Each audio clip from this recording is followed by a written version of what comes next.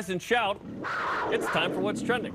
You're talking about it, and so are we. It's What's Trending on BYU Sports Nation. What's Trending is presented by BYU Food to Go, the MVP of your next event. It's game day eve, people. We made it. It happened. It's just tomorrow. One more day, baby. Let's go. Cue up Les Mis. BYU at South Florida. Pregame coverage, as we mentioned, starting at 2 Eastern time. And we feel like we can guarantee some things tomorrow. Can we actually guarantee these? Of course not. But will we make an attempt right now? Absolutely. So start us off, Spence. We'll alternate what we feel like we can guarantee will happen in tomorrow's game. Oh, Jarom, I'm about to George Foreman grill this thing. I guarantee that BYU's offense will put up at least 450 total yards of offense against South Florida's defense. Yes, and please. That might not even be aggressive enough. 450 total yards of offense from BYU tomorrow against USF. I guarantee it. Okay, you'll like the way BYU's offense looks, I guarantee it as well. BYU is ranked 25th in the country, Spence. They should be ranked higher. South Florida is coming off a 2-win season. They are certainly talented. They bring in 13 Power 5 transfers. Yet, and I'm going to upset some of you with this, I know you know it's coming. BYU by 17 plus. The Cougars are going to dominate tomorrow. I guarantee that BYU. Oh no, he's coming in. Close one down. Yeah. I can just hear Cougar Board through my computer that I never have looked at Cougar Board in the last 5 years. Come on, man. Someone goes, no, I know you go to Cougar Board. I go, no, I don't. No. 17 plus, baby. Wow. You went there with the score that shall not be named. You're not afraid? I ain't we might as well scared. just call it the Voldemort score. Can we do that? Can we just call it the Voldemort score? Is that fair? Hey, yeah, we learned in the books, you just don't say his name if you're afraid. Listen, I have a dog, but I ain't scared, okay? Okay. So we have 450 total yards of offense, and why not? Because as we have chronicled this week and so many weeks leading up to the game tomorrow, we believe in the offensive line. We believe in Jaron Hall as a very, very good returning quarterback, a projected NFL draft pick. We believe in the weapons around him. So why not believe that BYU is going to have a huge offensive performance tomorrow, regardless of weather conditions? They should get to 450, and hopefully it leads to the Voldemort score, Jarom, of 17 plus. All right, my second guarantee, my friend, okay? And we've talked about this as well. Turnovers were something that BYU really did a nice job with. They really took care of the ball last year. So tomorrow, even if it's raining and it's ugly and it's literally muddy on the field in there, I don't believe BYU is going to lose the turnover battle. They will be even or plus in the turnover margin tomorrow. They will play clean football, even in week one, even if it's raining. I guarantee BYU will not lose the turnover battle. They will be even or plus in that category. I like it, and if BYU 17 plus, that probably happens as well, right? We are asking to be freezing cold taken in this situation, but here we go. Okay, my second one. Christopher Brooks, Cal transfer, replaced with Tyler Algier. 2 rushing touchdowns tomorrow, 2 or more. It's going to happen. Ooh. I think BYU's going to get inside the red zone, and this guy is tough to tackle.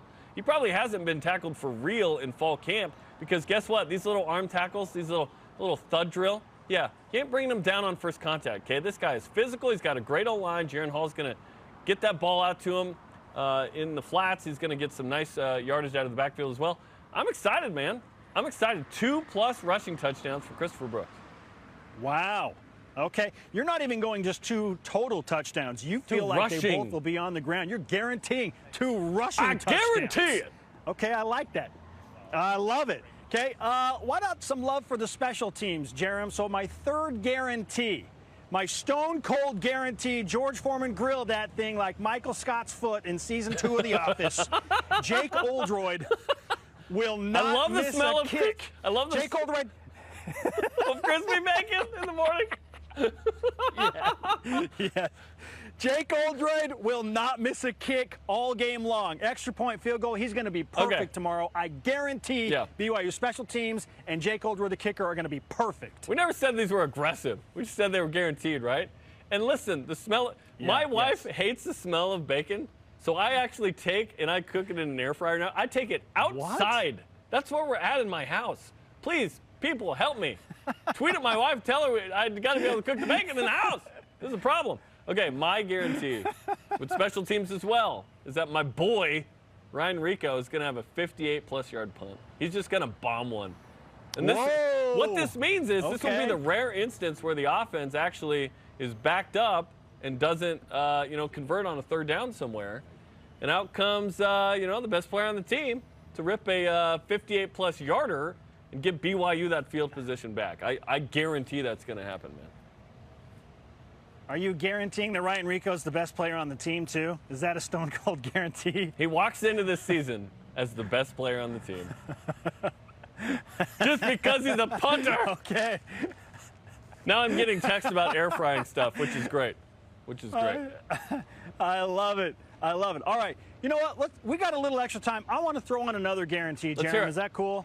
Can I guarantee? Can I make a bold guarantee? Oh, is that fair? You're combining bold predictions with guarantees here? Why not? Why not? Why not make a bold guarantee? BYU has typically, and I got to go back through like the history of independence, in season openers, they haven't been like a high-scoring team outside of the Navy game, really. Yeah. Outside of the Navy onslaught in 2020, BYU has not been the team to score a ton of points in the season opener because it's typically kind of sloppy, walk through it? And there are turnovers. Let's go ahead. Outside of Navy, has BYU ever scored 40 or more in a season opener? Ever? No. Well, you're talking independence only? Independence? No. In independence? No, that's the only one. In independence. One time, right? Okay? Guarantee, bold right here. BYU scores at least 35 points tomorrow. Guarantee it. Yeah, I like that a lot. Listen, get it done. Because 17-plus probably applies there. I'm not sure South Florida's going to get into the 20s. Perhaps they do, and we're super surprised. But our confidence is in the experience return for BYU, which South Florida has great experience coming back as well. But the experience coming back for South Florida is from a 2-win team. They hope they're improved. They've added a lot of transfers, as I mentioned, 13 Power 5 transfers. BYU's offense lost, essentially James Empey, Samson Nakua, and Tyler Algier. Everybody's back. We're confident this team's going to come out like gangbusters. You retained the offensive and defensive coordinators. UCF has brand new OC and DC in this case. I just think BYU's ready. Oh, and by the way, they lost the last time they played there. Jaron Hall didn't play against this team last year. It was his first start. He's a very different player. I just think it's a perfect storm of positive reasons why BYU is going to show up in a big way in the opener. And like you said, the rare out of the gates, this offense is ready to rock situation. Why wouldn't they do this with this experience coming back and the quarterback and the coordinator and the whole team minus Christopher Brooks, essentially? Why not?